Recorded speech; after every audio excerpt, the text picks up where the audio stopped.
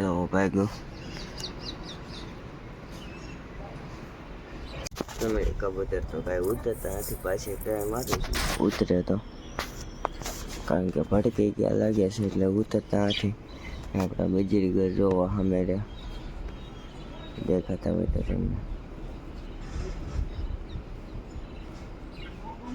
એક આમથી આમ દોડે છે, જો આમથી આમ દોડે છે. આપણે જરીક બાજી તો નાખીએ, જોઈએ ખાય છે કે નથી ખાતા. બજરીગર જરીક નાખીએ, જોઈએ આપણે સાઈડમાંથી નાખું કેમ થાય છે જોઈએ.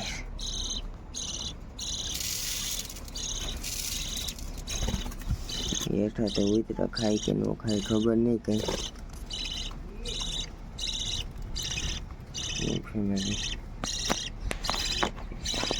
બાજરો તો શોખથી ખાય છે, જોવો તમે.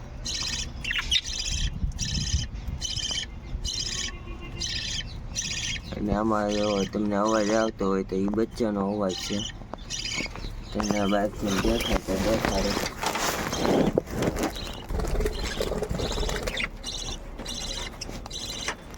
દેખાતા હોય તો એમાં આડે આવી ગઈ એટલે કાંઈ દેખાય નહીં. જુઓ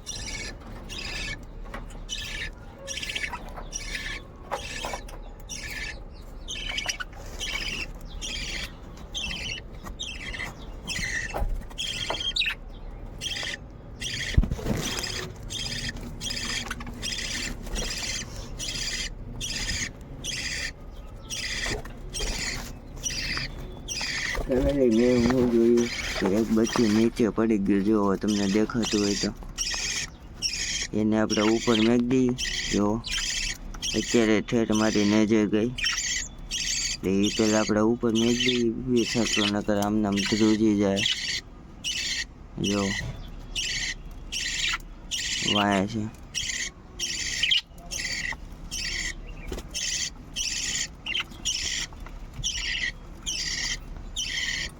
એને પેલા ફેમિલી હું ઉપર મૂકી દઉં, પછી આગળ મળું. ચાલો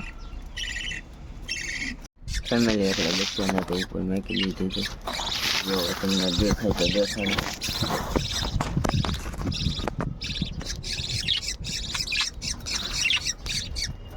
જો એમાં શું થયું